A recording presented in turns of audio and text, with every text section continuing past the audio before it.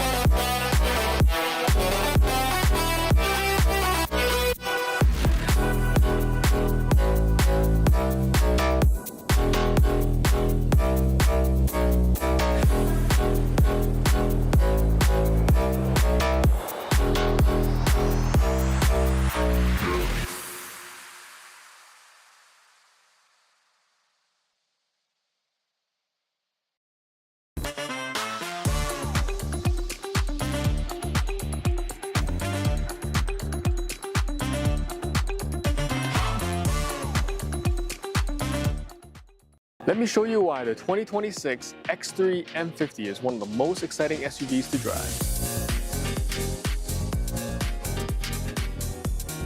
From the bold M designs to its strong, commanding presence, it stands out from every angle. Inside, you're surrounded by premium materials. You have a 14.9-inch screen and a 12.9 screen as well on both sides here, and a beautiful ambient lighting on the inside. Under the hood, it's powered by a 393 horsepower B58 inline-6 turbocharged engine that delivers strong, smooth acceleration the moment you hit the gas. And for an added peace of mind, it comes with a no-charge 3-year scheduled maintenance or 60,000 kilometers. This isn't just any SUV, it's the BMW driving experience. Come visit BMW Royal Oak for a test drive.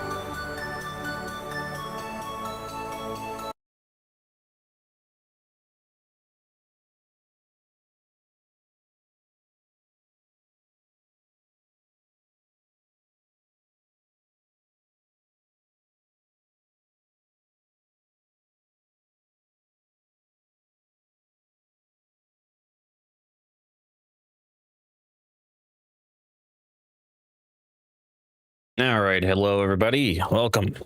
Hello there. It is I, your friend. Maybe your only friend, perhaps if you're down in this stream. But hello. We are here to watch more content. Yes, that's right. More content is coming. And I've decided, as of right now, to make my box more like Moist Criticals. That you heard it here first. I don't know how he does it to make it look so clean and nice, but gosh darn does he. How does he do it? We'll never know. And we're gonna go like right about here. Yeah, that's about right. That's good. I look good, you know? Right, chat? Anyway, this was the DMC free music you were listening to, but let's just jump right into the news. The news! Who doesn't like the news? Now let's just make sure I'm not muted. Good.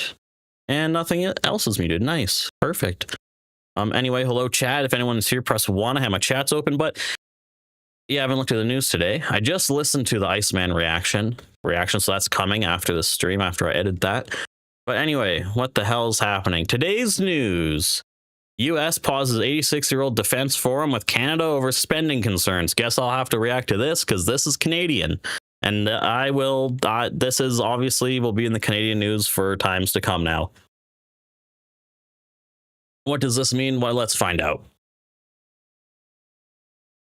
Why can't I talk?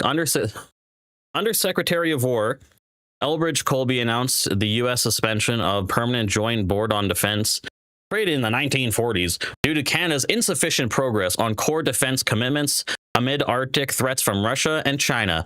Canada met NATO's 2% GDP target in 2025 with investments like F-35 jets and destroyers, but U.S. officials criticized inclusions of non-combat items like veterans benefits. How could you fucking criticize veterans benefits? Come on, man. You're gonna criticize the veterans benefits? The people who you send to die? Okay. The symbolic move linked to Prime Minister Mark Carney's Davos speech, seen as critiquing U.S. policy, drew backlash from Canadian figures who called it nonsensical after decades of partnership while daily cooperation like NORAD remains unchanged. Anyway, let's see what the top people on X are talking about. Breaking: the U.S. just suspended the Permanent Joint Board on Defense.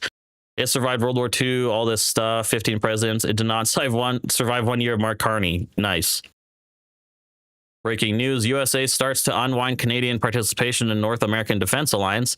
Many of us have been expecting this for some time. You can't continually hide behind the big kid's back while simultaneously kicking him in the ass. Mark Carney's communist. Now, a lot of people, listen, this is only an excuse to squeeze Canada for more military funding. Because all the United States does is be the power for Western imperialism. All they do is fund proxy wars. That's all they do is fund war. All they do is fund war machines. Their number one export. And so what the criticism is, they want to give benefits to veterans.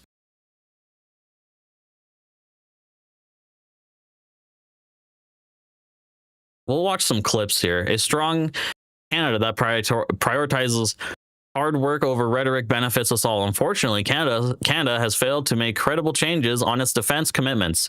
That's also not true, because like they have, and it's not even a good thing. All of my tax dollars are now going to Trump's war. Great shit. Love that. DOW, Department of War, is pausing the Permanent Joint Border on Defense to reassess how this forum benefits shared North American defense. Now, people are going to make such a crazy deal out of this already. That like the Arctic, we need sovereignty. There's already been this huge sovereignty narrative in the media of like Canada's sovereignty, the Arctic sovereignty. It is definitely going to be a thing the more and more the world burns from climate change. People are going to rush to where it's not burning their face off, you know? And that could be Canada.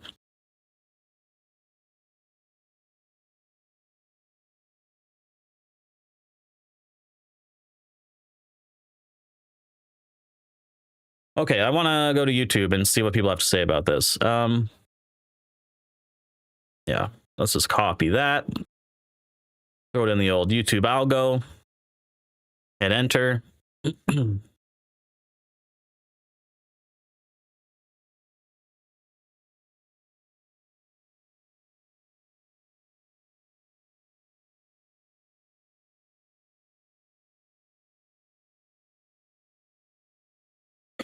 Is there any better news than this?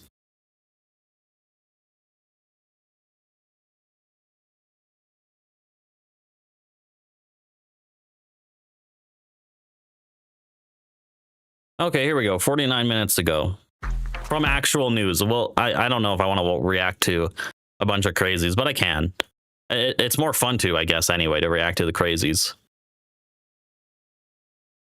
So we'll watch actual news and then we'll get into the crazies. It's like 6 minutes of actual news. Can you bear that, chat? Can you bear 6 minutes of actual news? Uber. Just getting back to the U.S. Undersecretary of War's announcement yesterday, they're pausing participation in this National Defense Board. To your knowledge, when was the last time Canadian and American officials at this board met, and how dramatic do you think this pause could be on mutual defense cooperation between the two countries? First thing, the last time, to my knowledge, is the end of 2024. So it hasn't met. It's supposed to meet biannually, but it hasn't met since then. I wouldn't overplay. I mean, it has a long heritage, but I wouldn't overplay the importance of this. Where we have many aspects of very close defense cooperation with the United States, as you know, our closest defense cooperation. I'll give you the example of NORAD, and also put this in context of enormous investments that we're making in NORAD, over $40 billion that we're making in NORAD. $8 billion, one of the first announcements I made as Prime Minister. Yeah, the thing is, Carney is amping up like manufacturing in all the arms in Canada. Like, he's giving lots of tax breaks to arm manufacturing in Canada.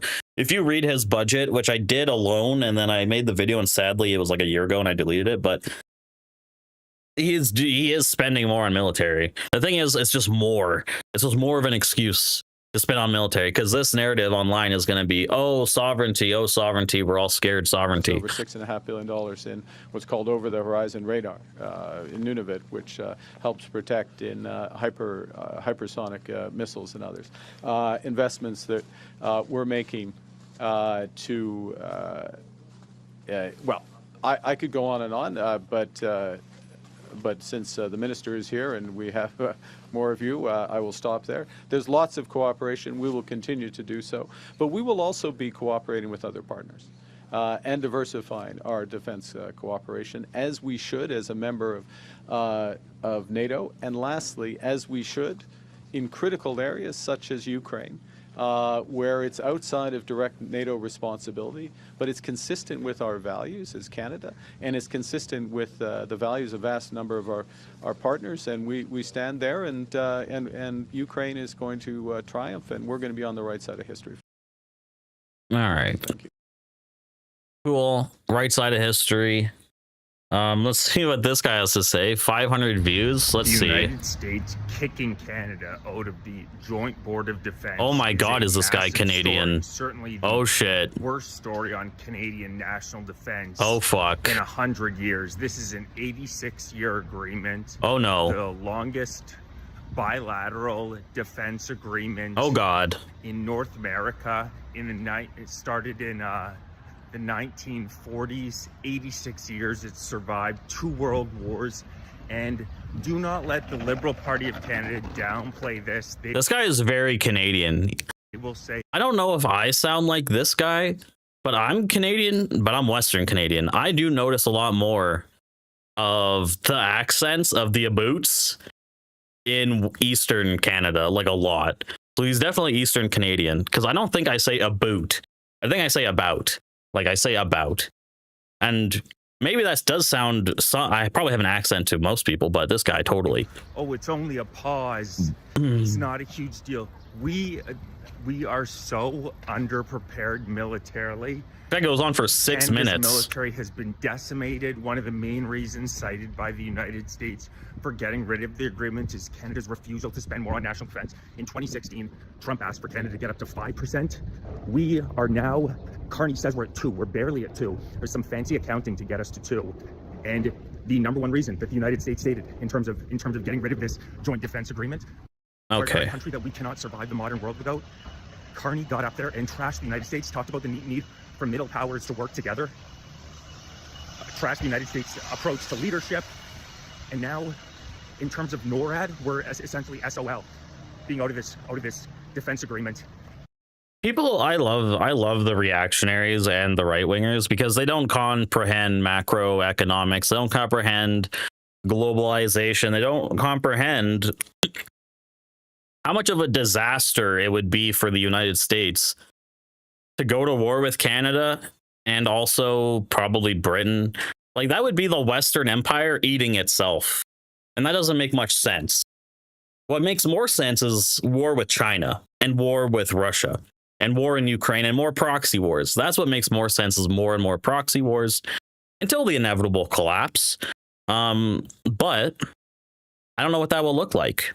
So, but anyway, they just love to go on and on about how our military sucks and stuff. It's like a non-issue for me, really.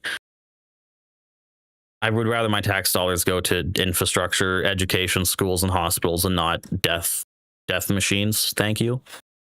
Let's see what this short has to Trump say. administration walking away from a long-standing military board Oh, that Lord. works on defense initiatives with Canada, claiming this country has failed to meet its spending commitments. Canadians are such failures. Full transparency, I think it's the question that a lot of journalists here in D.C. and in Ottawa as well were scrambling to answer this morning as well. And I think the short answer is it's a group created way back in the 40s that is focused on coordinating North American defense. And it was created by some fairly famous political actors from their day. On our side of the border, it was Mackenzie King and U.S. President Franklin Roosevelt down here. While you may not have heard too much about this board over the years, it has seen Americans and Canadians really working together to secure the continent over the decades. One of the best known examples, of course, would be NORAD. Like, this is gonna be such a huge story on X because it's so stupid.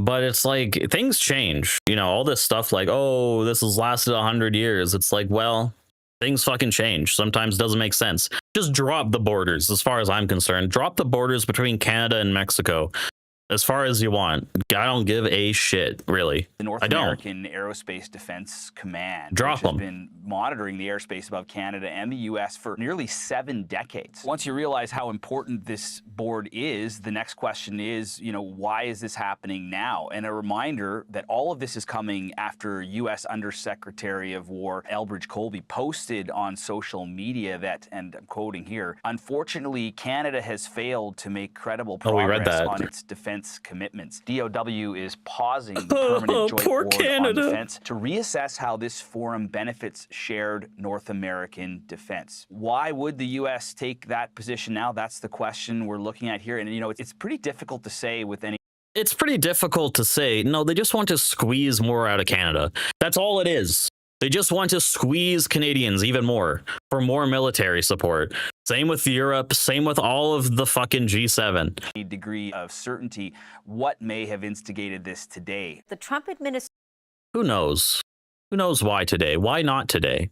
Why not World War III tomorrow? Who knows? Go back to X. Let's see what people are saying. Can I refresh this page for this story? The days of Gee, I wonder why the Pentagon walked away. What is this clip? the days of our military sending 70 cents of every dollars to the United States are over. Oh, this is a good one.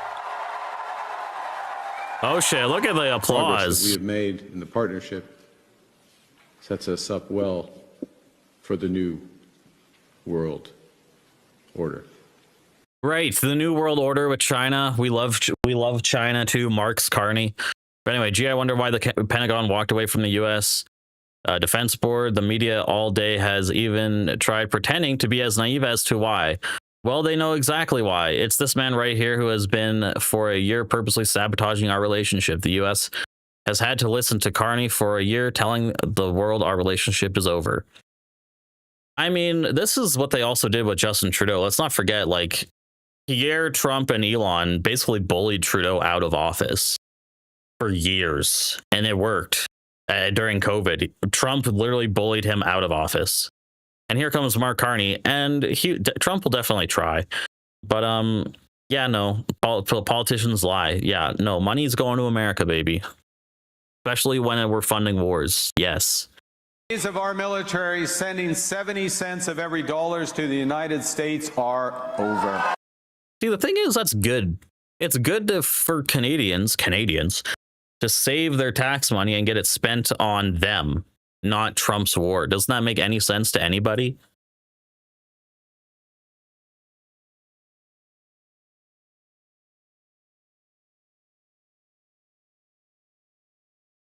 No more free ride for Canada. Oh shit. 4,000 likes. This guy's popping. What does this guy have to say? The warning shot has been fired. With all The the warning nonsense of shots. Bill C-22 and trying to ask tech companies to build backdoors for the Canadian government to spy on its citizens, well, the issues are continuing to compound for this Liberal government. As the Undersecretary of War just posted this morning, saying, "A strong Canada that prioritizes hard power over rhetoric benefits us all. Unfortunately, cared nor between rhetoric and reality. Real security responsibilities." Yeah, we read this. I want your And opinion. delivering on a shared continental defense.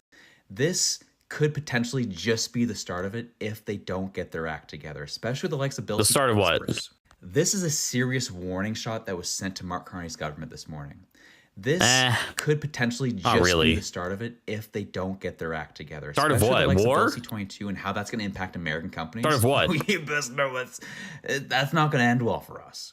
And I already hear the excuses now. Well, Josh, we are meeting our defense commitments. No. We just made it at 2%. We actually are needing to make it to 5%, and we claim to have a plan for it, yet we don't really know what that plan is. And the 2% that we've made it to now, well, it's kind of been obfuscated to make it look like we are meeting our defense targets. No. We've purchased soft instruments, but we're refusing to invest in hard assets like. This guy didn't even read the AI story. The AI story said it's being used, lots of it, maybe not lots of it, I don't know how much, but it said benefits for veterans. Is that a problem with you, sir? Soft assets like healthcare for veterans? Like, doesn't make any fucking sense, these people. Guns, artillery, you name it. Republicans just love war. Like, what is the benefit of 5% spending on war? How does that benefit your life that Canada has a bigger gun? Or the sovereignty? Now your police have bigger weapons to beat you up on with when you dissent against their opinions. Or there's more funding for guns to go to proxy wars started by the United States.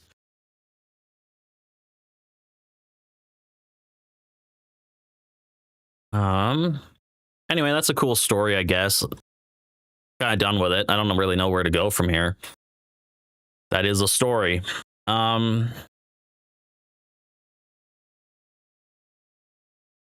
don't know what the fuck this is. What else is news in around here? Mark Carney's Liberals gain a majority amid online criticism 1 year in. They reach a majority? Hunter Biden joins X with single post declaring his voice. Canada's inflation hits 2.8%. Yeah, inflation's going to hit everywhere. It's going to be a sad day for everyone involved, sadly. Unfortunately, everyone's going to have to pay out the ass for oil. Maybe it'll fucking get people to buy a fucking electric car. Who knows? Who knows? How do I get to the cool, global trends? What's Arsenal? Football, I don't care. Manchester, I don't care. The World Cup, I don't care. Premier League, I don't care. Trump, what's going on with Trump? The fuck is this? Rolls around. And then October rolls around. And in October, Elon tells me... Who is this? ...that he is ready to release his, in his words, anomaly in the Matrix. What? And I am like, oh, who's that? And he says that he has 10,000 lasers in space, referring to his satellites. I say, because I am rather uncomfortable and I know the gravity of what he's trying to tell me right now, I say, wow, finally a focus on the Jewish vote. What? He keeps going and he says, this is not this is not a piece that they'll see on the chessboard. And I straight up tell him. What is this? I would ask more, but I really don't want to be deposed. To which he says, very wise. Shortly after that, he's involved with America PAC and all of this other stuff, and he's sending me some internal data from America PAC, real-time Delta vote metrics. And I am just like, how the fuck do you have this sort of data? You don't get this from door knocking, because that was one of my first jobs in politics was... Because he's the richest man in the world. And he also fucking hacked into the US computer system or whatever. Remember that? Doge? He just installed his own fucking department, data center into the government or whatever the fuck. He has lots of shit. in campaigns and cleaning up this bad data from door knocking, because the vendors that America Pack is using at this point is a vendor that hires Craigslist crackheads for door knocking. And I wish I was exaggerating there, but I'm not. Craigslist crackheads. I know, like, I have caused harm. Crackheads gotta get their money, man. However, I never like sought out to cause harm. Like, there were parts of me that really wanted like the best for the country, for America, for democracy. And one thing is, I have always hated big tech. So Okay. then to have arguably the most powerful man in the world who is sending me things about, you know, using his space technology in the election. What? I should also say that I have all of this backed up with many people with explicit instructions. Space technology in the election. How would that even work? How would that even happen? What kind of space tech is rigging the vote? What, did he fucking shoot down the voting stations? What the fuck happened? Okay. What? But this was something that I What the was fuck? internally wrestling with, while publicly not really showing that I was having any of these internal ethical conflicts with myself regarding this information. I'm so confused on what the hell she's talking about, And honest to then God. on election night itself, Elon, you know, left Mar-a-Lago early. I was at Mar-a-Lago, and he told me over Okay. text. He's like, yeah, I knew hours ago that Trump won. My team has the best real-time data anywhere. First of all, how the fuck do you have real-time data on elections? How do you have real-time data? I could not understand that. I don't know that I ever will. I don't know, cause he's the richest man in the world. That's how. I He saw has some shit, the guys. backdoor Like, I saw some meetings. shit, and I'm fighting really hard to keep my voice because I saw shit that impacts everyone. And if I was self-interested, I have been offered the self-interested deal to shut up and not talk about anything. But what I can tell you is, But she loves I've not America been so offered much. certain deals just because I know that he's weird. Okay. I saw some shit. Like what? But did you see a space laser? Did a space laser shoot into your brain or something? What happened?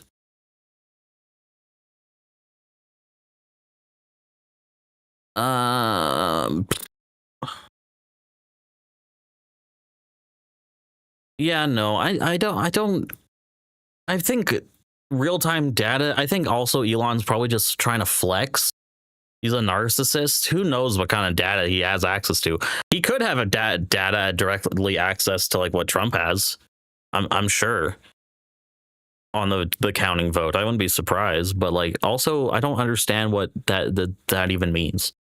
What the hell this is? Reported Xi Jinping refused to meet with any billionaire CEOs Trump brought along to China. That's awesome. All right. Let's go back to the news. Let's go back to general news. Is there any general news for me? Oh, here we go. Lily Unleashed. No, give me. 13 minutes ago, Carney needs to put Canada first. I love Lily. Lily Unleashed is a goddamn idiot. So we can definitely react to this guy. Love him. Love him, hate him. Who knows what he'll bring up today. Is Carney going to put Israel first? I don't know.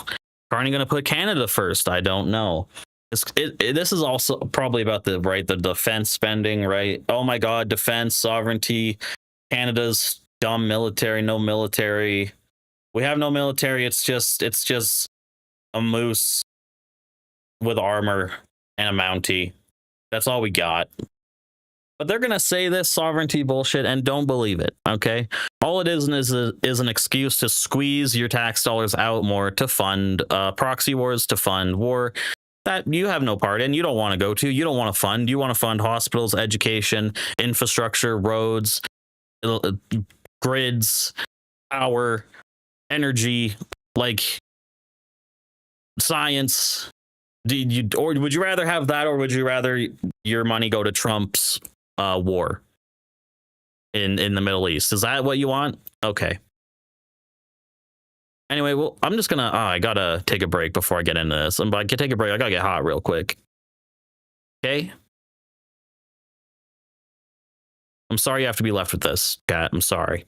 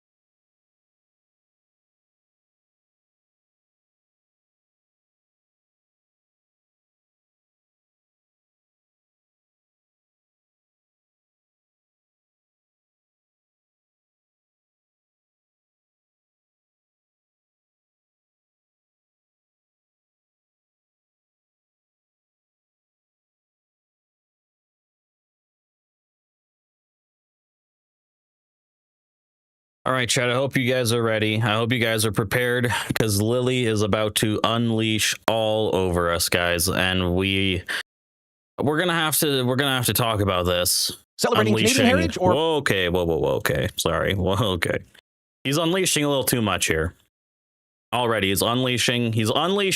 Lily unleashed. Celebrating Canadian heritage or the heritage of other countries in Canada. Hi, I'm Brian Lilly, political columnist for the Toronto Sun. Look, every politician does it, but I'm really questioning whether they should anymore. We see these statements every day, recognizing the official national day of this country or that country, this people, that people. But this particular long weekend, the Victoria Is this Day what he's weekend, doing? it's not the May long. Is this the angle, really? We need to have more white people days. We need to have more days for Canadians. The great white Canadians, like Don Cherry. This is so stupid. This is already so dumb. How is this news? Celebrating other people? We can't do that. We shouldn't do that. Are you fucking serious? Shouldn't be friendly to other people because of their skin color or religion. Thanks, Lily, you fucking idiot. It's not May 2-4, it's Victoria Day weekend, and it's part of our heritage and has been celebrated for well over 150 years in Canada. And yet, Prime Minister Mark Carney didn't even mention it. Instead, is that true? He put out a statement first thing about Tamil Genocide Awareness Day. He put out a okay, nice, that's fine. You know what? Yeah, totally. You know what's totally? Fuck Mark Carney for bringing out genocide awareness. That's your take? That's the take from the Toronto Sun. That genocide awareness is actually bad. That genocide awareness is actually a negative thing to talk about, apparently.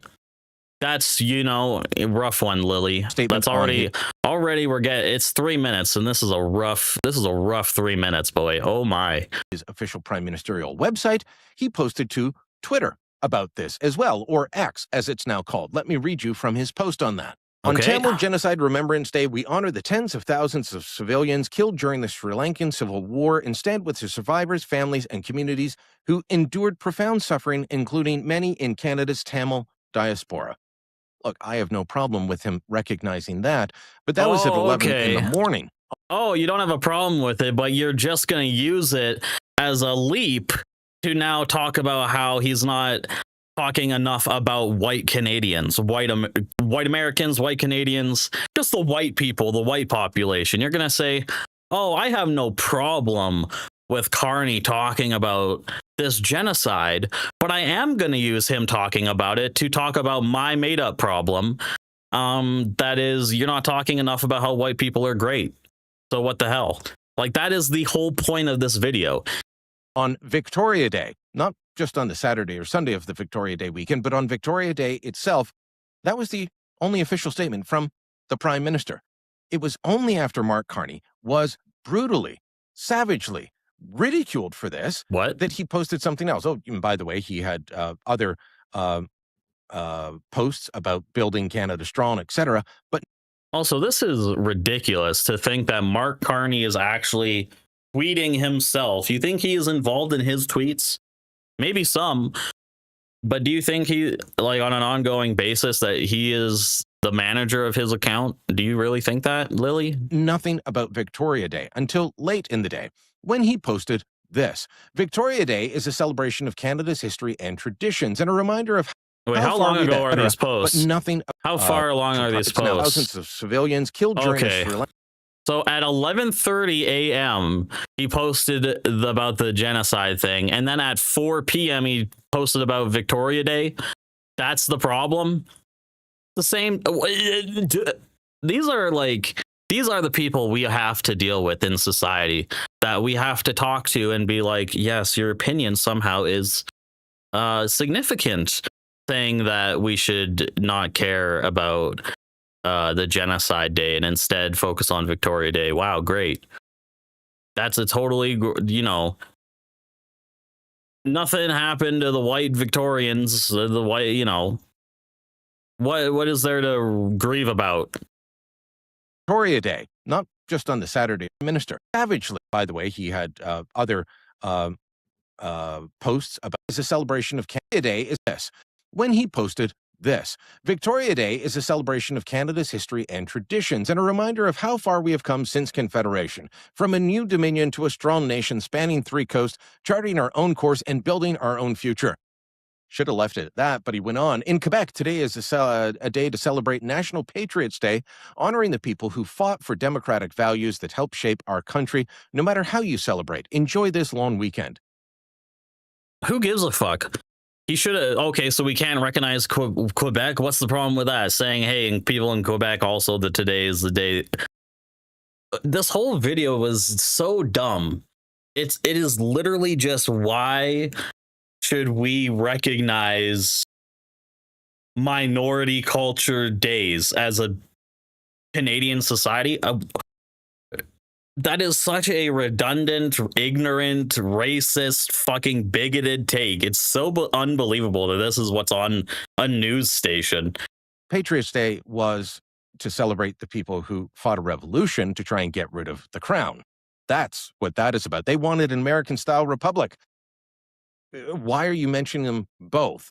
We are refusing to recognize our own history, our own heritage, while celebrating everyone else's. That's not what a strong and serious country does, and I believe Canada is and should be a strong and serious country.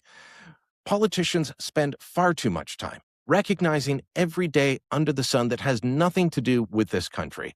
They all feel that they need to, because if they don't, someone will point out that you didn't recognize such and such a day in some other country's national calendar. Well, guess what? They're not recognizing Victoria Day. They're not recognizing Canada Day. But he did. Let's just focus on ourselves. This is not a racist statement. He did fucking acknowledge it literally 4 hours later.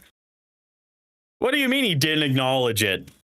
It would be weird if he didn't acknowledge it at all. It would be one thing to say, oh, he didn't post a Victoria Day weekend post, but he posted strictly about this genocide thing. Even if Carney posted about like Israel and Palestine today and was like, today is also a remembrance, this genocide happened and there is an ongoing genocide in Gaza, right? You could have said that. He didn't. He could have, but he didn't. Like at the same time, how can you even criticize recognizing injustice to minorities and recognizing both? Like, what is the downside of that? What is it? I really don't know. And it's not a xenophobic statement. It is. Yes, it is, you stupid idiot. Let's think about this country first. This guy's a dumbass. Instead of marking Tamil Genocide Memorial Day and forget. Can I comment?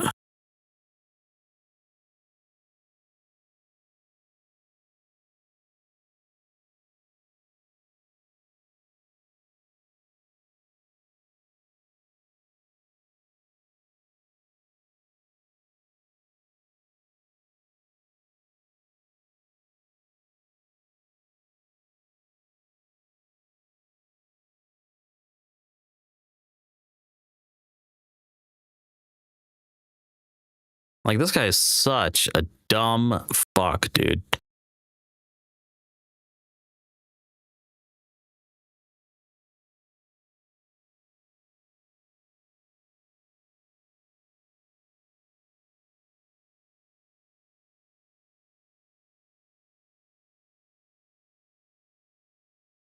There you go, Brian Lilly. Fuck you. Fuck you, Brian.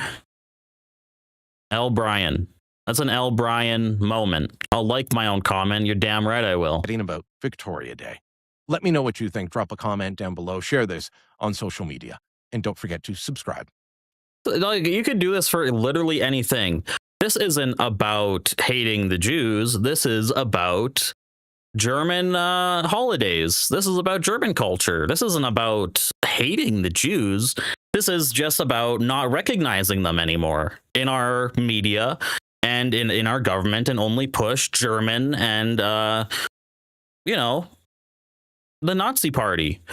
That, like, you can literally make that equivalent, because that equivalent is the same. You want to push out the minorities out of this thing. You said we don't want to recognize any of other minority culture, anything. It should just strictly be Canada. What does that do besides just show you're ignorant, racist, and xenophobic? Like, I don't know, man. Like, it's a bad take. You should take this video down. Oh my god. It's a rough one. It's a rough one, Brian. Not gonna lie, Brian, that's a rough take. Rough take from Brian, but nothing new. What else is going on X? Who cares about my homepage, honestly? Gives a fuck about my stupid homepage. Where were we? We were on the Trump stuff. Who cares? Watch some Fox News, maybe. What's going on? Chelsea, who cares? Manchester United, blah, blah, blah, blah. Lots of soccer popping off on X. Never realized how much soccer was popping off on X.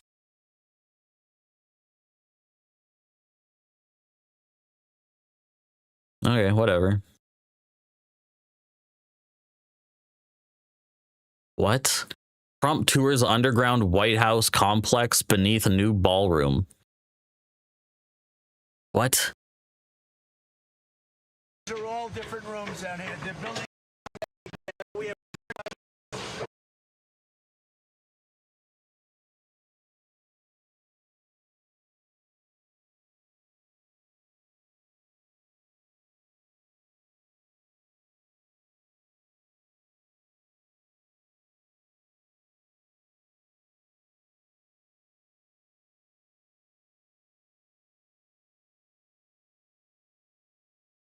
Over the. This is crazy. So, wait, Trump is just he's building his ballroom. It is going to be crazy. I can't believe he's doing this. He's like Trumpifying the states in such a way that if Obama did this, oh my God, would every one of the right wingers be screaming authoritarian, communist, fucking, you know. These great classical buildings, they're taken out of different parts of the world from very glamorous times. This is Rome. They like the flat roof. Greece likes they call it the triangles, and you see that. They call it the triangles. This is a porch that looks out over the city. Also, it's developed in such a way that we can have military there, but the entire roof is developed for military. They're very high. They're higher than just about anything else. They have a 360-degree vision of Washington, D.C. They have a massive drone capacity. Not only is it drone-proof, if a drone hits it, it bounces off. It won't have any impact. But it's also meant as a drone port, so it protects all of Washington, the roof of the building. Okay? Protects all of Washington? Not the roof of the building. That'd be crazy. I'm thinking of like the Simpsons bubble dome. Oh God, he's gonna lock everyone in Washington. That'd be funny. This is wild. Also, I mean, the people who love guns are gonna love this. Republicans are gonna love this. I think it's just a big waste of tax dollars at the end of the day. And it's gonna be absurdly gross. But you know Trump is proud. You know Trump he's a real estate guy. He's a builder. He loves his real estate. Like, he is super proud of himself for this. Definitely. Take a look. These are all different rooms down here. They're building a hospital. It's a military hospital. They're building all sorts of research facilities, also meeting rooms and rooms that go hand in hand for the military, using the ballroom. And the ballroom is really a shield and protecting all of the things that are built here. This goes, as you see, it's already up to the ground. This goes down very deep. You get a better view right over here. This is down because how much of a monstrosity is this going to look like by the end, by the way? It's down about 6 stories deep. That's big stuff. Normally, when you build a ballroom, you build it flat. You just build a ballroom. It would have been built. Ballroom is good. Damn, the ballroom is coming.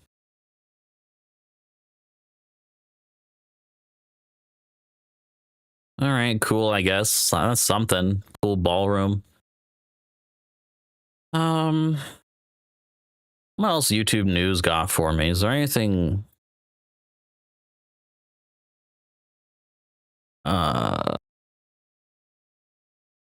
Is there anything worth watching?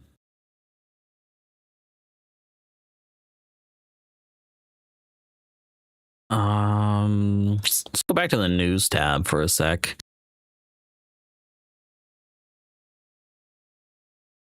You know what I should go to is like the actual news. Let's go to fucking CNN. Or can I watch Fox News? Is that something I can go to? I do want to watch one of the CBC, what's it called? The politics something. Power and politics. Those are always good, right? Maybe I should just look it up.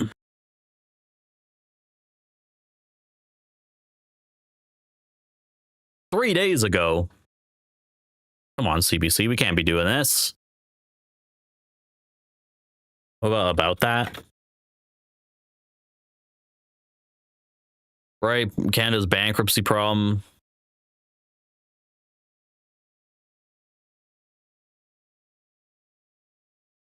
You know what I should go to is Ground News. They got some good news going on.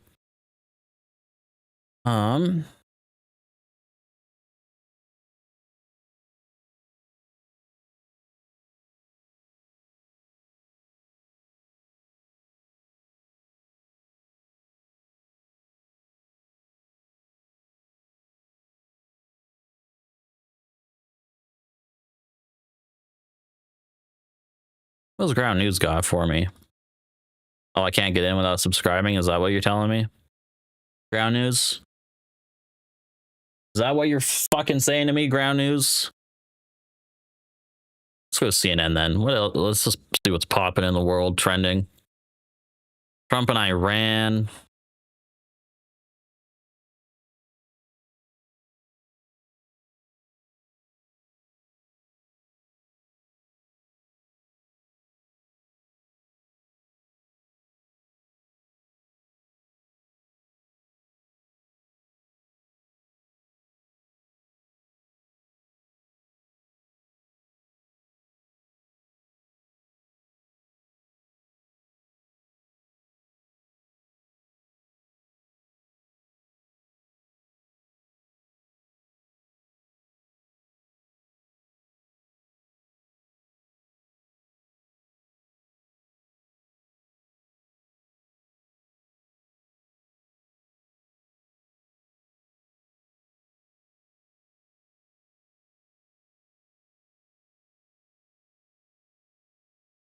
Let's go Fox News.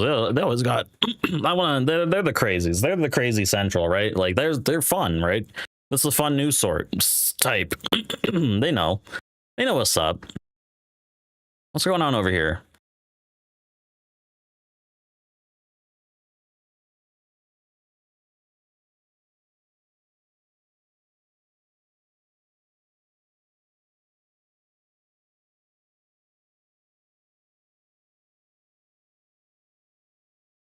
Oh, this isn't good. Iran could resort to new tactics if U.S. resumes attacks. That doesn't sound good. It's a special type of love. The type that feels like a perfect match. It's that Elantra type of love. This is Pocket. I never go anywhere without it. At the tap of a button, it records and creates organized notes based on your conversations. I use it at work, at the doctor's, and when I'm out and about. This could be interesting. I could use an President Trump hits pause, holding off on plans to resume bombing Iran was set for today, giving talks more time to hammer out a deal at the request of key Gulf allies. Welcome to a brand new hour of America's Newsroom. I'm Dana Perino. Morning to you. Hey. Good, quick first hour, I would say, right? Zoomed right by. Halftime, here we go. I'm Bill Hemmer. Good morning at home. President Trump directing his military commanders to be ready for action at a moment's notice. This as Gulf states remain on edge amid a shaky ceasefire. Retired Vice Admiral Robert Harward telling us last hour the president has time on his side, however. Patience may be a little short of the real objective here. The president has time on his hands. He controls the narrative, he controls the strike capabilities, and he knows that the policy he set with the blockade has had short-term and long-term effects on the regime and the people of Iran. So he's been very astute in leveraging that time. All right, let's get to a new hour. It starts right now live. Damn, just cut his ass off, huh? All right, goodbye. But also, Trump has all of the power in the war. I'm pretty sure. What if you just leave Iran alone? How about you leave Iran alone? Just fuck off for about a month. Be defensive. Be prepared for anything that could happen. Watch out. Just see what they do.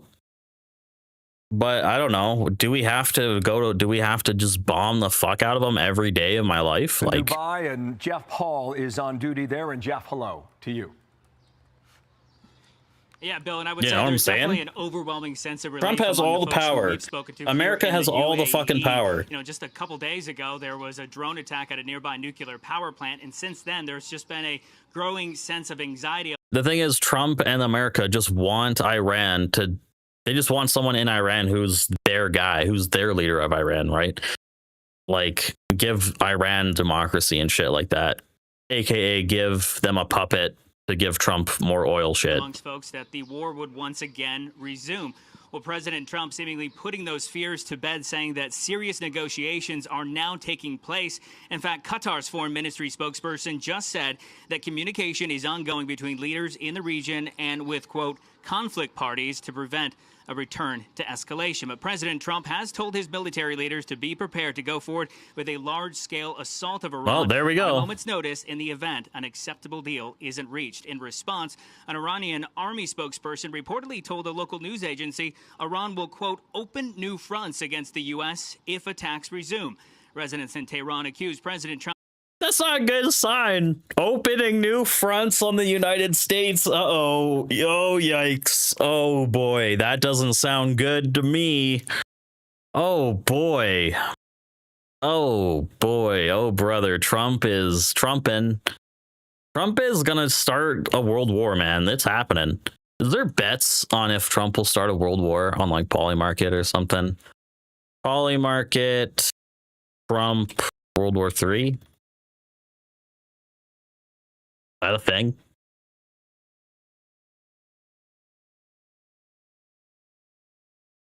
Iran?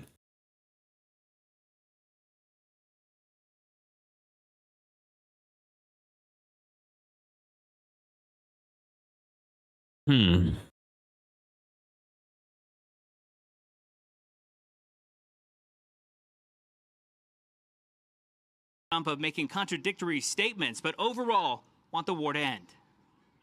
In the first place, I actually don't think war is a good thing. If we can have negotiations in a way that we come out as the winner of the negotiations, I'm 100% in favor of negotiations. Because war really has very bad consequences for people and for everyone. But until some sort of peace agreement is signed, Iran remains in control over the Strait of Hormuz, with nearly all ships still effectively blocked from transiting the strait. Oil prices continue to rise. Supplies of fertilizers are blocked, as well as other critical goods. The United Nations says freedom of navigation must be restored. We want to make sure that there's no constraint to freedom of navigation on the high seas and on the Strait of Hormuz. And so we don't want any particular entity to restrict that. Why is the strait closed in the first place? Is it because Trump bombed the shit out of them? Like, why is it closed in the first place? Now, while there is that sense of relief here in the Gulf, there's also some cautious optimism because we have sort of been here before where there was talks of a new strike on Iran, then they were held off. So talks and a possible peace deal could be leveraged. So we'll see if this time is different. Only time will tell, Bill. Jeff, thanks. Jeff Paul, live in Dubai, starting a new hour. Thank you. Dana?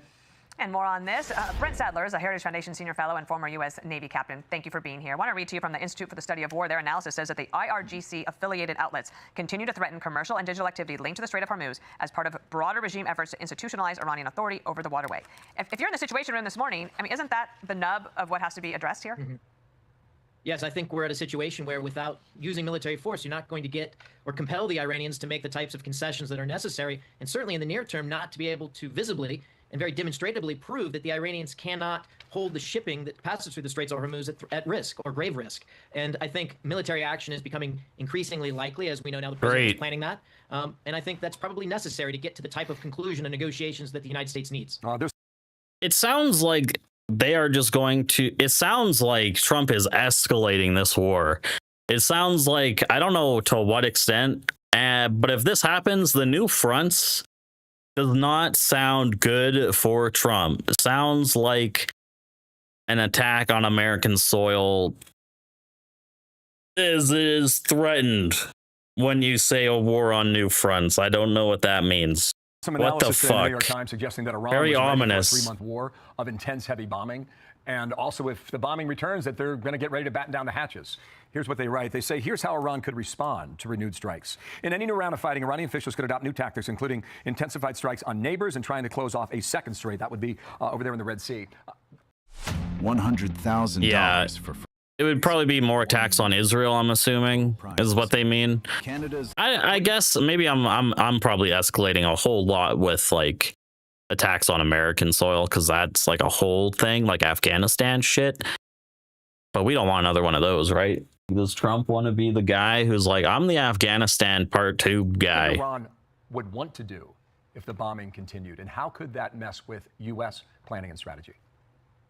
Well, with or without negotiations, the game plan by this regime has been for a long time to delay and to try to push things off so that they don't have to concede anything and that they can quietly return back to their weapons programs and pick up where they were left off. I think it's not a lack of effort on their part that their proxies, the Houthis, Hezbollah, and of course Hamas, have not been more active in attacking U.S. interests and our allies than they have. Most notably is the absence of the Houthis in attacking shipping there. So I'm not sure it's because the Iranians have some new weapon or new, I guess, support to their proxies that's in store for us. I think that's more bluster. But again, the one proxy that we have to be concerned about is those in Iraq. And again, if we restart where we were the first couple of weeks of this conflict with strikes across Iran, we're months into this. China, its biggest benefactor to the regime, has been under a lot of pressure for their energy flows being cut off because of this conflict. So the world is a different place than it was when this started on February 28th. Yeah, this sucks. This inflation was already bad, and this is just like putting fuel on the fire. Seriously miscalculating that they think they could weather this again for that many months, if in fact is true. Brent, I just want to play for you. This is President Trump yesterday talking a little bit about his meeting with President Xi in China and the future in regards to Iran. I just left China, and I will say President Xi was very, very complimentary of our military. We're not going to let Iran have a nuclear weapon. So I was called by these 3 countries, plus others, and they're dealing directly with our people and, right now, Iran. And there seems to be a very good chance that they can work something out. If we can do that without bombing the hell out of them, I'd be very happy. What would you expect to see from the Iranians on that? I mean, they are masters at delay, but they also are in dire straits. Yeah, I mean, the proof will be in the pudding if the Chinese are able to apply adequate pressure, which they've been reluctant to do. And I don't know how serious that pressure is or leverage they have over the regime in Tehran at the end of the day. It's important to note that Putin is in Beijing right now, and it'd be interesting if even more pressure is applied or what the conversation is between the 2 leaders there in Beijing. That might also be helpful to try to get the Iranians to at least begin serious concessions to end this war. The other part of this is perhaps, movement in the ending the war in Ukraine. But right now, all the eyes are on what these 2 might discuss concerning pressure on Tehran, if any. Brent, great to have you back. Thank you, Sarah. Brent Sapp. Yeah, great stuff. Iran is cooked, guys. It's fucked. It's over. It's completely over. Okay? World War III is happening. I saw the Taiwan nuke package. Not the nuke package. That'd be some. But arms package.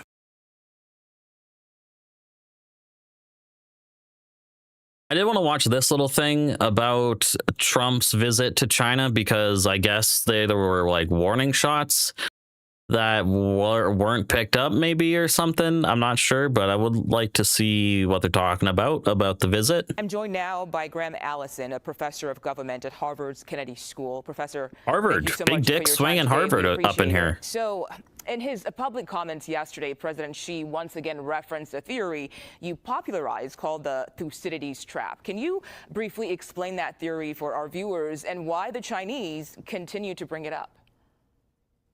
Thank you very much. It is a pleasure to be here. So Thucydides was the founder and father of history. He wrote a famous book about 2,000 years ago called The History of the Peloponnesian War. And in it, he explains that when a rapidly rising power, like Athens, he was writing about, threatens to displace and establish ruling power, that creates a dynamic that typically ends in war.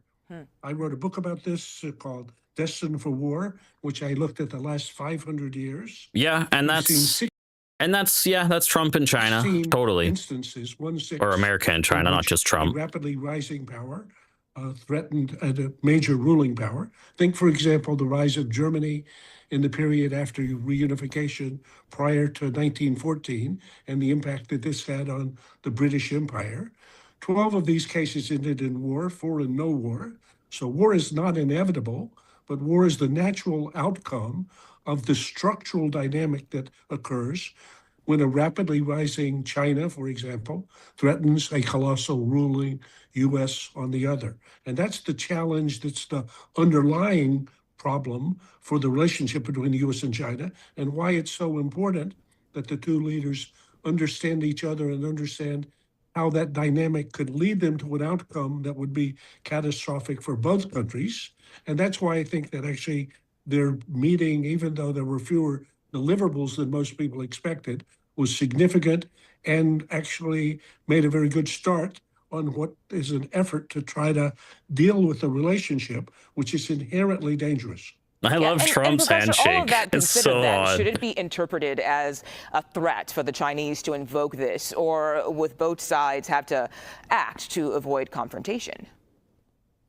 Well, the headline takeaway from the summit was their commitment jointly to try to construct a strategic, stable relationship. That will require dealing with dozens of issues that could become hotspots or triggers or provocations that would lead them to an outcome that they don't want. Taiwan is one of the most dramatic. I was just but gonna what's say, happening I in was like, Iran I do not. Oh God, if Taiwan becomes a proxy war, oh Jesus war is Christ! another case, and what's happening in the war in Ukraine is another case. So the fact that you have the leaders talking privately and candidly, as they've been doing in actually phone calls and letters in between, about the fact that they each understand. Yo, what's that up, if there were a Mom? war between US and Mohammadi? China, I see each you. I'm has not a sure if you're still nuclear here, but I arsenal see you. that's capable of destroying the other. So if there President was actually a Pooh. full-scale war between US and China, you know, Of we wouldn't be course. here. So that's their The Golden Man imperative himself. to try to prevent that. And they, by talking about the ways in which this could occur and expressing their joint commitment not to allow that to happen, they're reducing risks for all of us. And Well, that's great. Is I mean, doesn't it just make sense that war is worse than, you know, being a collective? It just, I don't know. It's a hot take nowadays. I don't know. Is there a risk of It could be a hot appeasement in all take. this? Because the differences between these two countries is more than just an economic rivalry. So is too much accommodation also a risk? A good question, absolutely. So the reason why it's so complicated is you have two contradictory imperatives. On the one hand, a rapidly rising China that's seriously threatening to displace a major ruling U.S. That's the structural reality on the one hand that can't be denied.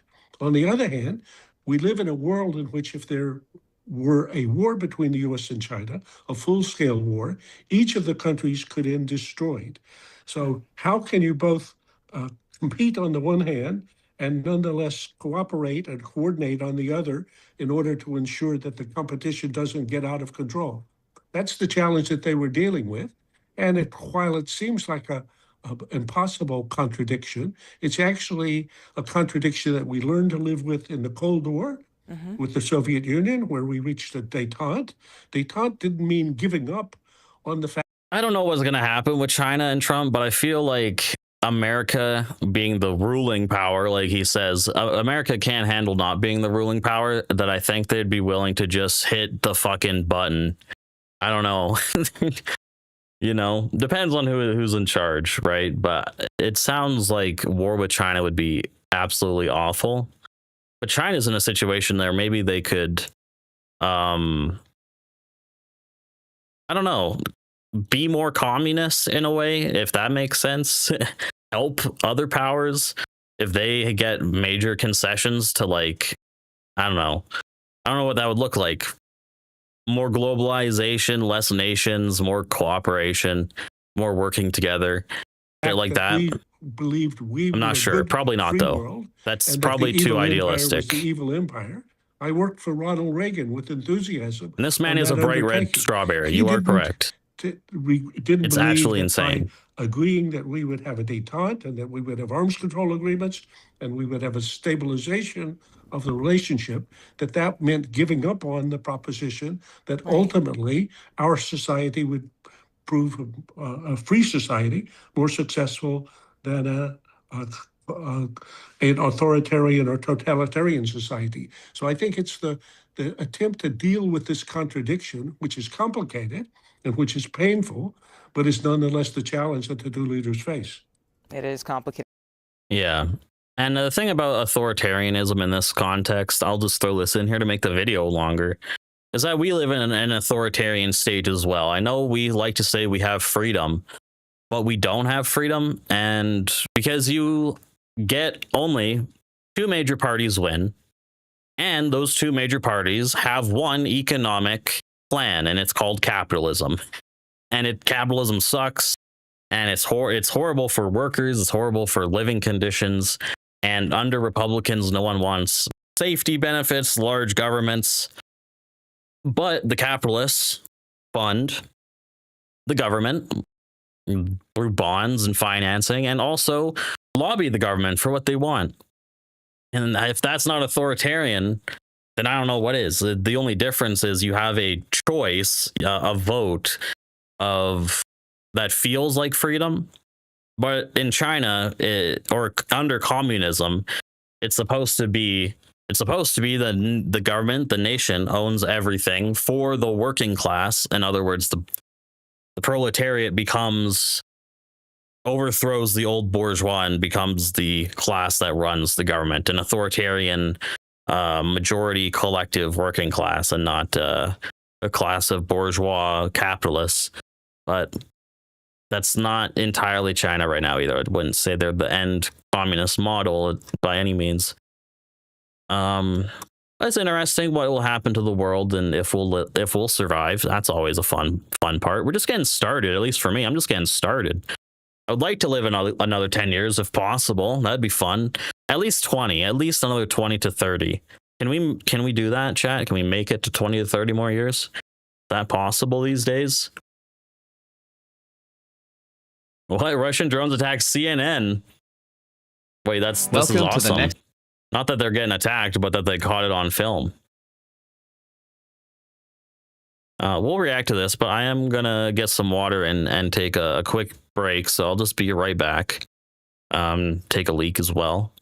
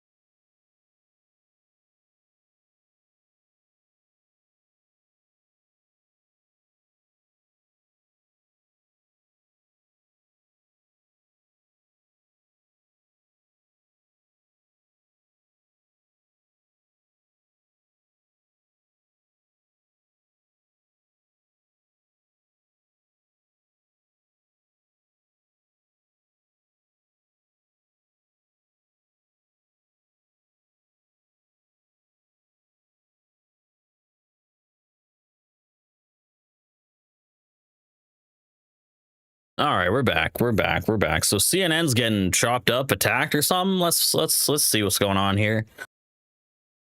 16 hours ago, 19 hours ago, CNN, Russian attacks CNN. Let's see. This the road of life. Okay. It's about survival. Well, it's not about to be about living now. It is safest on foot, under skies ruled by tiny killer drones targeting any vehicle. The nets trying to block. Always gotta get in the British guy, huh? To commentate the seriousness of this event. Machines are normally the enemy here. This now, pretty much all over the front lines. Tiny bits of fiber optic cable used to connect drones to their controller can go on for tens of kilometers, stopping the jamming before. Oh my lord. Oh shit. Oh fuck. Get to cover. Russian drone above. Oh, Russian drone above. Oh shit. The Ukrainians open fire. This is fucked up, man. Why they got the news guy out there? They got a poor news guy. Then they just get a drone with the camera to news? To news that? Oh, in 1 second. The Russians, they are coming. He's like, 1 minute, there's just a little conflict right now. That's the impact. And you have to split out because the drone will try and target groups of individuals. Really? Sometimes 1, 2, 3 you find. We're doing Sasha and Bogdan's usual walk along this road between two Ukrainian positions. Damn. But it takes 5 hours, and we are buzzed by attack drones 14 times. 14 times? Hi there. Would you like to receive a gift? I guess they're just drones. What's the success rate for the drones? The threats change every month. Here, looking for loitering drones, they hover low and wait for you. Really? A radio warning. The trees aren't just a place to hide, but somewhere the drones cannot fly. Okay, makes sense. Russian drones circle, targeting vehicles, but also dropping explosives on troops. You have to keep moving, or they may swarm around you. The battlefield has completely changed in a matter of a year.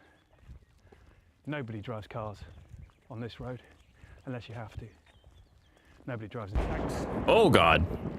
That's outgoing artillery. These robots used for resupply. Up ahead we can see people repairing the nets, a kind of key protection.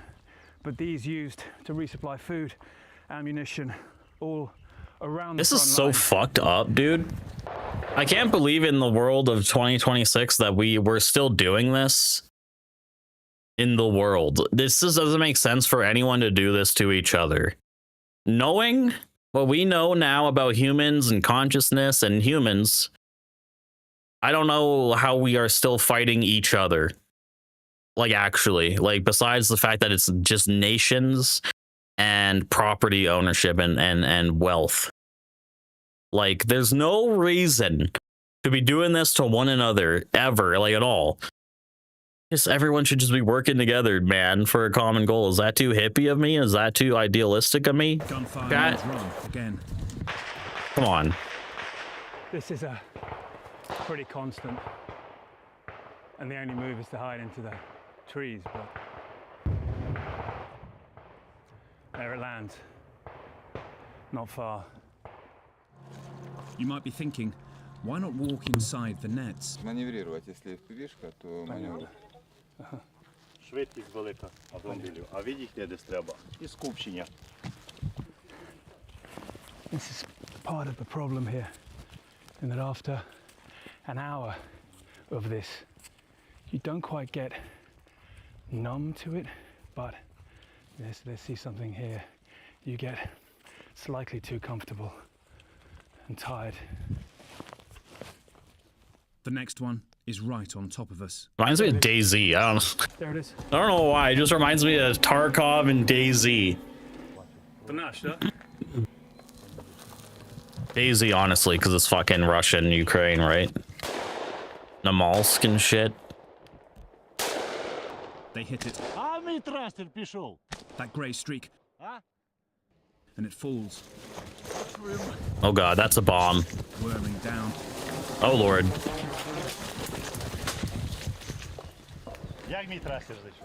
But it hasn't detonated. Well, sounds like it did. Debris drifts. There's been no blast. Damn. So we are alive. It may have been a recon drone, but flew like a Russian attacker. Down the road is the Konstantinivka front, where the Kremlin's advance has been... When is it? When is the very first... We're going to get it on film. When is the very first... You know that scene in Sparta where they throw all they do all the arrows? It's going to be like that, but with drones, and then there's enforcements going in, right? Cruel at the enormous cost across the front of 35,000 Russian dead and wounded a month, says Ukraine. This is the 10th attack. They caught sight of it briefly, and it appears to be coming closer now.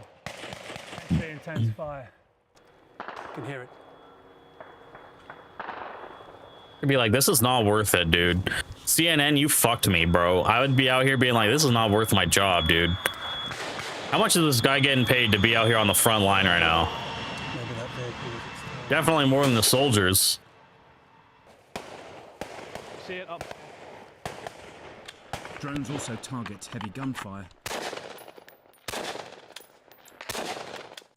Their friend, a lieutenant, killed when this car was hit just 2 days ago. Damn. R.I.P. We are nearing their bunker position. There are moments here to rest, see the trophies of drones that failed, but we have to get back. The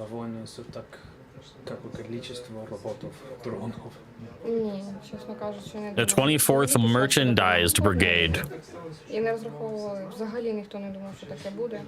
Зараз трохи тяжко, це з часом трохи вигораєш від цього всього, але звикаєш. І вже розумієш, що треба це робити. As soon as we emerge, they are above us again. Oh no. This is the new warfare. Hide, shoot at the sky, run. Fire drones back. The impact's just as deadly as shelling, the accuracy horrific. Have to walk in, but also walk out. Монах над деревами. Плюс, чую. The buzz stays with you, ringing in your ears for hours later. No respite. Oh shit. The fuck was that? Grey smoke. Perhaps it hit the net. Yo, that guy was flooring it down the road, dude. That was close, loud. You could hear the shrapnel landing on the tarmac, clearly targeting that armored vehicle. It is hard to see how this grind Damn. is a win. Dude, whose teddy bear is that, dude? Ukraine on foot, robots in support, automation replacing scarce troops. What does this thing do? Tell me the need. What is that, a carry-on? The drones never stop, but neither does Ukraine. Adapting, learning, engineering this new warfare, and hoping any edge sustains long enough to put Russia in reverse.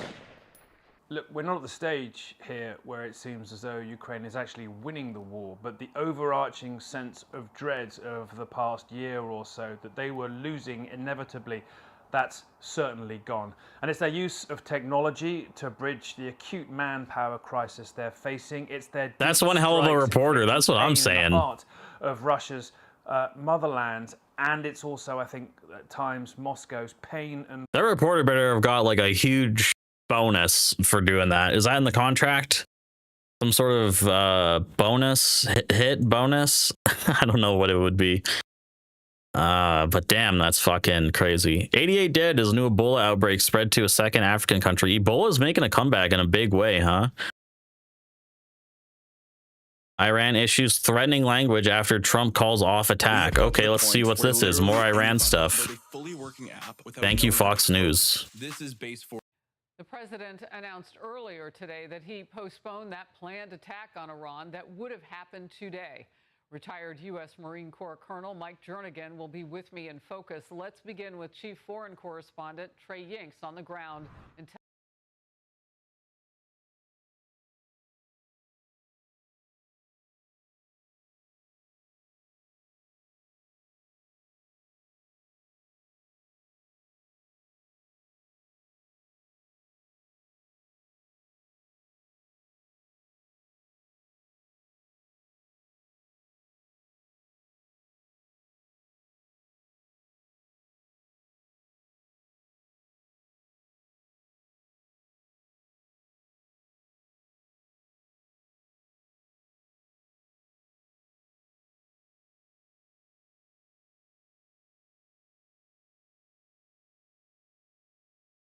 Okay, let's keep going. Iran. I understand the Middle East.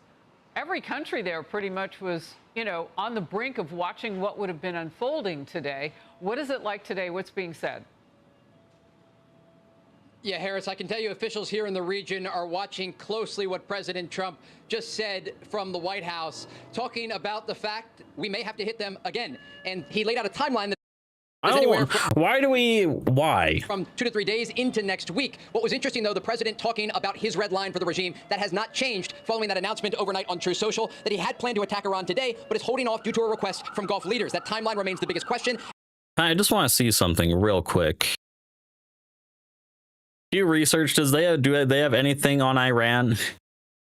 What do Americans think about Trump's approval rating hits second term low among his Latino voters through, though many still approve? That's crazy that some still approve.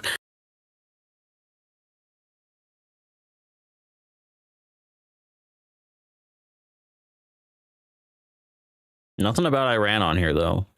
Oh, gas prices are America's top concern in Iran war. 69% of Americans something.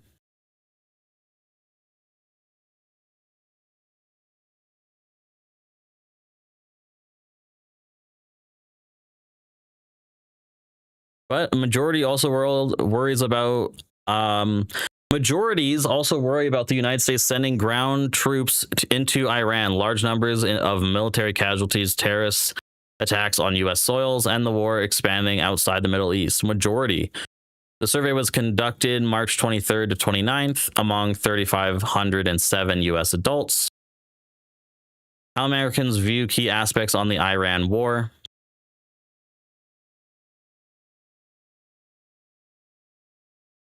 How Americans view the key aspects of the Iran war. Percent who say thinking about the U.S. military action against Iran, they are blank concerned about higher gas and fuel prices. Net concern 69%. So 69% are concerned about higher gas fuel prices. So overwhelming majority. Percent who say the U.S. is blank to avoid civilian casualties in the U.S. military against Iran. Blank who say the U.S. is not doing enough to avoid civilian casualties. Doing enough. Okay, so majority, I guess it's split, but it's 50-50 says that majority is saying that the U.S. is not doing enough to avoid civilian casualties in the U.S. military action against Iran, obviously. And especially if they're going to a, on the ground battle. But civilian casualties, though, is different than military casualties, right? Anyway, percent who say they are confident that Donald Trump can make good decisions when it comes to the U.S. policy towards Iran. 64% is unconfident. 60. That's an overwhelming majority that it's like this guy cannot do it at all. That can make good decisions towards Iran. Feels bad, man. Trump, it's good though. Fuck Trump. He literally needs to be impeached. It's so awful what he's doing. Remains on high alert, along with an ongoing U.S. military buildup across the region. President Trump indicated this is a temporary pause to see if an agreement can be reached. How close were you striking Iran? I was an hour away. An hour away. You're talking about yesterday. Yes. We were going to be striking it would have been happening right now. Yeah, it was all done. The boats, the ships are all loaded. They're loaded to the brim, and we're all set to start. An hour away from the decision, the president said there from Washington. This as the Iranians released new statements overnight with the country's president, Masoud Pezeshkian, saying dialogue does not mean surrender, and a senior Iranian official, Mohsen Razi, attacking President Trump on X, saying he sets a deadline for a military attack and then cancels it himself with the false hope that he will surrender the Iranian nation and officials. The iron fist of the powerful armed forces and the great nation of Iran will force them to That's retreat and true. surrender. We're also That's not a good response from Iran. That's kind of scary. But Trump is doing the fake out. He's literally going, I'm going to do it. I'm going to do it. Don't, come on. I'm going to do it this time. And this guy's like, yeah, we're not going to be pushed around. The new fronts thing that we talked about earlier, it still concerns me. new images from inside of Iran that show a nomadic Iranian tribe marching in Tehran and chanting death to America. Some held weapons as they listened to a speech in the capital city. There's no point in negotiating with the aggressor, bloodthirsty and child-killing enemy. We just fight to eliminate the enemy from the Middle East, even from this planet. Very threatening language from the Iranians as President Trump indicated from Washington. The U.S. military is prepared if he gives new orders. You know what's always funny about these? Very threatening and scary language is like, that's the same language that America uses against these people. You know? To strike Iran. Harris? Look, Trey, you and I have had a lot of talk about the faiths and religions in that part of the world, and I'm curious, it is Hajj coming up in a few days. 2 to 3 million Muslims Come go to on, Saudi don't Arabia during blame that the time. Is religion. that perhaps any of the calculus going on about, quote-unquote, another hit them? It could be. There are a lot of calculations taking place behind the scenes, and I spoke with one regional source last night who was quiet as it relates to what comes next. There's an understanding that the Israelis and the Americans are sharing real-time intelligence to ensure that the moon is not out in a way that U.S. forces could operate, that air defense systems are located where they need to be, and that these refuelers are prepared to take off and support fighter jets that could be in the skies of Iran if President Trump orders these strikes. And so a lot of moving parts here, and the region really is bracing for the possibility that this war resumes in the days ahead. Let's see how oil prices are doing, huh? Can we go Yahoo Finance oil? Oil prices, baby. Crude oil. Let's see. Damn, it's shocking. Is this since the war? Look at that spike, baby. Oh, it's going up. Oh, oil salesmen are loving it. Good. Should have invested in oil back in the day. We should have bought low. Anyway, I did want to read this real quick. A race to the bottom. TD downgrades BCE, Rogers, TELUS as wireless price war intensifies. Rogers and TELUS are big Canadian companies, which is why I wanted to talk about it. We now have no buy ratings for among 5 Canadian tech/cable names, the analyst notes, a first in over 30 years of coverage. That's a crazy statement, which says tech like cable and TV are going out, basically. And TELUS has to adapt or they'll die, and same with these other companies. TD Securities downgrades 3 major Canadian telecom companies and lowered its price targets on Thursday, citing a price war risk. A note to investors, analysts, this guy dropped BCE, Rogers, TELUS to hold, arguing the news is not good on core pricing and growth fundamentals. Very aggressive pricing for wireless plans in the early months of 2026 has not been stimulating better subscriber volume growth across the industry. Valenti writes, but is rather causing evaluated churn and a negative repricing cycle. TD lowered its price targets on the Toronto listed stock from BCE from these stock prices. With these ratings changed today, we now have no buy ratings among 5 Canadian telecom names, which is unprecedented in our 30 years of covering the sector, which is very interesting for the sector, the industry, because they're going to have to go to streaming. And that is not going to be a good thing for these owners to realize, is that streaming, the internet, social media is the way to grow it. And yes, you're going to have your TV packages, but it might be better to have an app with a big cable subscription package, like Apple Plus or something like that. Like, I don't know. They're not going to like hearing it because they like their big cable money, but it's going away. Valentini was particularly cautious on TELUS forecasting a 30% reduction in its dividend by the end of 2026, a dividend that has been under growing pressure from analysts. Valentini noted amid challenges, growth in core wireless operations, execution on asset sales, specifically in healthcare, have become critical under incoming CEO Victor Doji. As a result of heavy competition in wireless, Valentini notes that TD is lowering its average revenue per user forecast by 100 basis points. Damn. For every dollar decline in wireless service revenue versus our previous forecast, we have assumed that 70 cents will flow through to earnings before taxes and depreciation amortization. EBITDA. Valentini writes, we have not assumed any increase in net subscriber growth because in our view, all carriers showing similar price aggression is simply a race to the bottom with no net winner on volume. Yes. In another note on Thursday, Scotia Capital analysts flagged increasingly lower expectations for subscriber growth, also pointing out to negative consequences of price wars. They're just trying to squeeze out what's left of the market because it's going away. Like TV, cable, it's like the radio almost. Like people, I'm 26 now, 27. I'm pretty old. And the younger kids are on social media. My age, the millennials, not the millennials, the Gen Zs / millennials, kind of are outgrowing TV, you know? But yeah, that's kind of the story, I guess.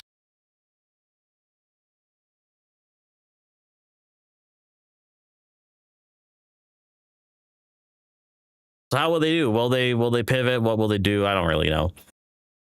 We'll see how they handle that.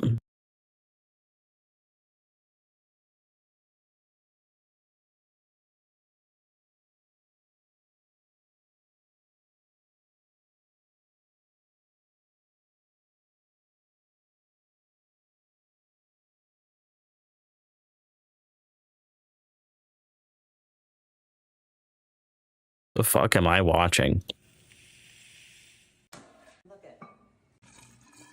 What? No way. Wait, that's crazy. Oh my god, that's such a great idea. Oh my god. Wait, she's a goat. My goat. Oh my god. Wait, that's actually amazing. So I'm in Korea, right? And I've been noticing a lot of racism here. Asian.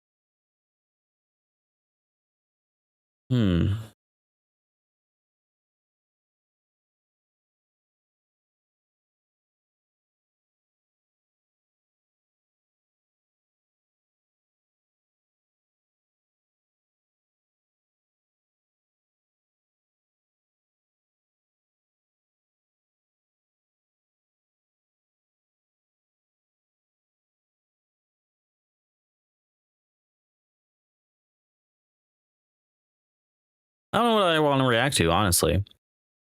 TBH.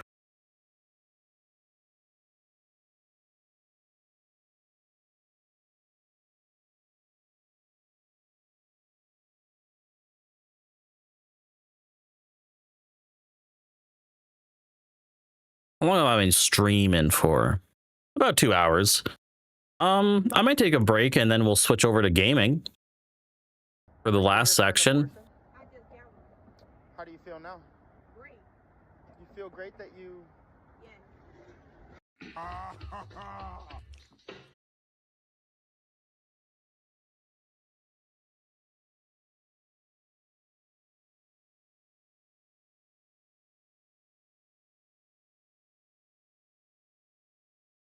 Yeah, let's watch this real quick. The Wall Street Journal is always good about this sort of stuff. And the Trump Xi Jinping meeting that happened is kind of interesting. I know it's 5 days old, but I'm still interested in what they have to say. Who has the upper hand? Obviously, China has the upper hand, as we talked about before. They are the growing power. But let's see what the meeting was about, shall we? You know, Trump, Xi Jinping being all nice. Look how pretty it is, though. Leader coming into this is going to feel very confident. He's going to feel confident because what we saw with the trade war last year when Trump returned to office, he unleashed all these tariffs on China, raised them over 100%, and yet we saw that that wasn't really able to bring China to heel. China just didn't care. On rare earth exports, and that caused the Trump administration to back down right away. So I think what China's shown is that it does have some very effective tools against the U.S., and that Donald Trump isn't going to be able to simply show up here in Beijing and push China around. You're totally... Yeah, no. China has the biggest critical earth mineral deposits, I think, in the world.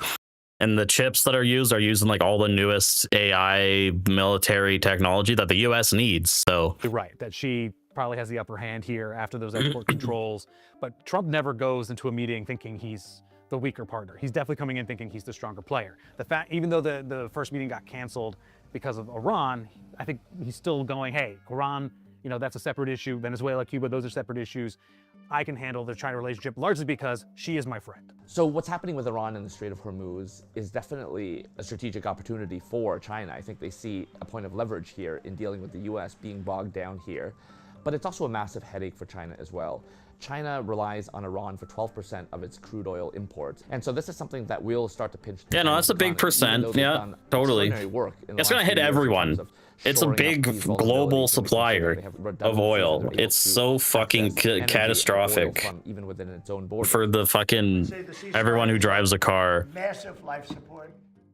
On Iran, I think you'd rather be Xi than Trump. China doesn't necessarily want this war. It's causing an energy crisis. But at the same time, it's great leverage for these conversations because Xi doesn't have to necessarily actually broker a deal. He just has to tell Trump that he'll help.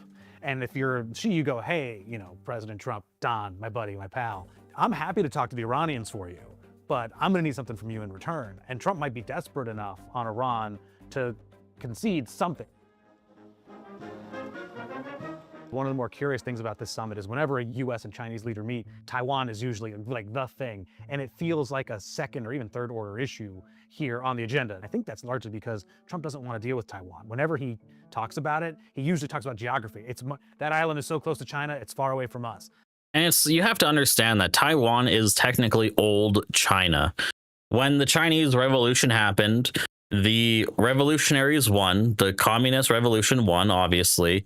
The counter-revolutionaries ran into Taiwan. So technically, it's old China is in Taiwan, technically, right? The people who did not want the Russian Revolution to happen, the counter-revolutionaries. He, of course, never commits to defending the island if anything were to happen in line with U.S. policy, but he does talk about the issue as if the U.S. is going to be a bit hands-off. And so if you're Xi, you might try to get Trump to say something like, hey, instead of that U.S. policy about, you know, we do not support Taiwanese independence, how about you say you oppose it? For Xi Jinping and for China, this is issue number 1, 2, and 3. This is really the one big question in Xi Jinping's mind. And I do think that we are going to perhaps see Xi Jinping try and push Donald Trump on this very point that you raised. Okay, we'll see if he can do it. It just seems like war with China is inevitable, man. Like, honestly, it seems like the Trump admin is too arrogant and too war-bent. So I was in Busan, South Korea for that Trump-Xi meeting late last year. And I remember feeling that that was this kind of moment where both sides created this trade truce, right? They were at each other's throats, and now they step back from that brink and are trying to sort of feel each other out, whether it's on the rare earth issue or on tariffs. They're just trying to make sure that that problem doesn't spill over to some grander strategic competition or confrontation issue. The Chinese, they talk a lot about choke points, preventing the other side from getting a chokehold on you. And so I think if that truce that we saw last year were to lapse, I think what you would see is the U.S. ratchet up tariffs again on China, but then China would immediately implement and respond with these rare earth restrictions, which I think would then put a chokehold on Detroit, on a lot of industries that are very dear to America. No matter what, Trump is going to go back onto Air Force One and claim victory. And victory doesn't necessarily mean that the U.S. Oh, they already, the people on X already love how China is treating Trump to a point where they are falling for the glaze. They are. Economic or trade negotiations. Victory will be that a meeting happened. They're so happy. And that it went okay. I mean, this is really that China respects Trump, right? Make sure that their personal relationship is okay. And Trump firmly believes that if personal relationships are good, that extends to the bilateral relationship. So if Trump and Xi are good, U.S. and China are good. It's a big win for Trump as he heads home. The Chinese are very attuned to the U.S. political calendar, and I think they know that Donald Trump is not going to be the president in a few more years. And I think the thinking in Beijing here is placate Donald Trump, keep him from turning his ire towards us. But otherwise, I think if we can bide our time, we can continue to build up our capabilities. And I think all they want right now is to ensure that Donald Trump doesn't put them at the center of the crosshairs. All right, well, that's interesting.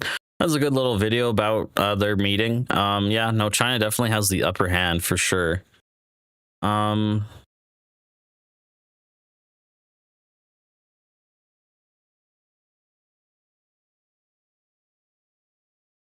Yeah, no, well, that's cool. What else is popping, I guess?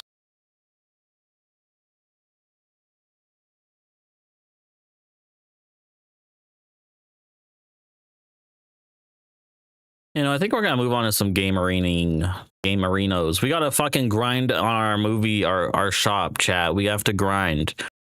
We have to grind our fucking retro rewind, baby, okay?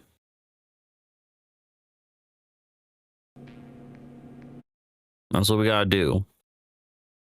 All right, well, I'll be right back, and then I will we'll start this up, hey?